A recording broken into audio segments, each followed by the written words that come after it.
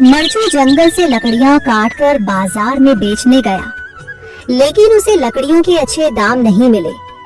इस पर मरचू ने कहा, अरे भैया, इतने कम पैसे, इन पैसों में तो 2 वक्त का खाना भी नहीं मिलेगा। आप मुझे बहुत ही कम पैसे देते हैं। मैं इतनी मेहनत से लकड़ियां काट कर आता हूँ, लेकिन उनके पैसे मुझे बहुत कम मिलते हैं। भैया, तुम्हारी लकड़ियां होती ही इतनी कमजोर हैं कि मैं इससे ज्यादा पैसे नहीं दे सकता। तुम्हारी लकड़ियों के बस इतने ही पैसे बनते हैं। अरे भैया, कुछ ज्यादा कर दो ना। वो क्या है ना कि इन पैसों का तो कुछ भी नहीं आता। मैं अपनी जिंदगी कैसे गुजारूंगा। भैया, तुम जाकर अच्छी लकड़ियां लाओ, तभी इन लकड़ियों का अच्छा दाम मिल पाएगा, वरना इन लकड़ियों का तो यही दाम है।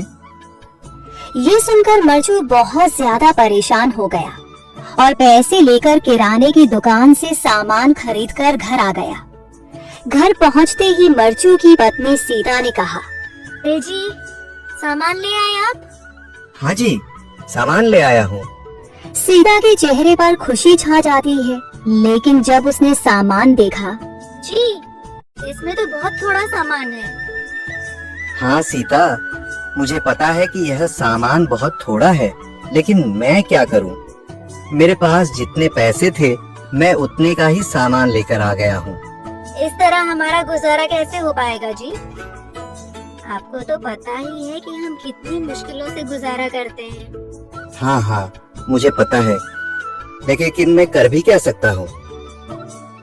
मेरे पास इतने पैसे ही नहीं कि हम एक अच्छी जिंदगी गुजार सकें।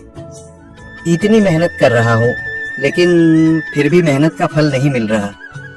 इतनी मेहनत से अच्छी लकड़ी काट कर आता हूँ, लेकिन मुनासिब दाम नहीं मिलता। मैं तो बहुत परेशान हूँ। क्या करूँ, कहाँ जाऊँ? अरे जी, आप परेशान न हो, आप कोई और काम देख लें। मैंने कई बार काम तलाशने की कोशिश की, पर किसी ने भी मुझे काम नहीं दिया। ये सुनकर सीता भी काफी ज्यादा परेशान हो गई। मरचू से सीता की परेशानी नहीं देखी गई।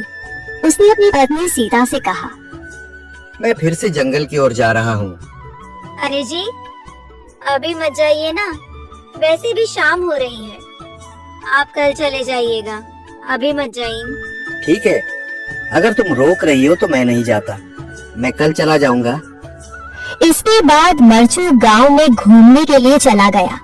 तभी उसे एक आदमी मिला और उसने कहा, कहाँ जा रहे हो भैया? और सुनाओ, क्या हाल चाल है? जिंदगी कैसे गुजर रही? अरे भैया, तुम्हें तो पता है कि लकड़ियां काटकर कैसे गुजारा होता है। हाँ भैया, तुम सही कह रहे हो। और आसपास के जंगलों में अच्छी लकड़ियाँ भी नहीं है। इसके लिए तो जंगल के अंदर जाना पड़ेगा। पर जंगल के अंदर तो काफी सारे जंगली जानवर होंगे। मुझे बहुत डर लगता है भैया, मैं जंगल में कैसे जाऊंगा।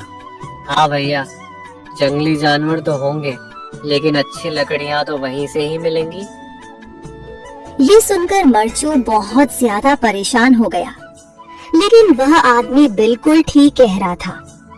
जंगल के किनारे की सारी लकड़ियां कट चुकी थीं।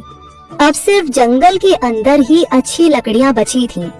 अगली सुबह मरचू लकड़ियां काटने जंगल की ओर चल पड़ा। जंगल में आने के बाद मरचू ने कहा, अरे, यहाँ पर तो लकड़ियां ही नहीं है। वो आदमी सही कह रहा था, लकड़ियों के लिए तो जंगल के अंदर ही जाना पड़ेगा। पर जंगल के अंदर जाना क्या सही रहेगा? मुझे तो बहुत डर लग रहा है, क्योंकि वहाँ पर तो काफी सारे जंगली जानवर होंगे जो खतरनाक होंगे। अगर आज मैं जंगल के अंदर नहीं गया तो मैं आज घर पैसे लेकर नहीं जा सकूंगा, और फिर जब पैसे नहीं होंगे तो गुजारा कैसे होगा।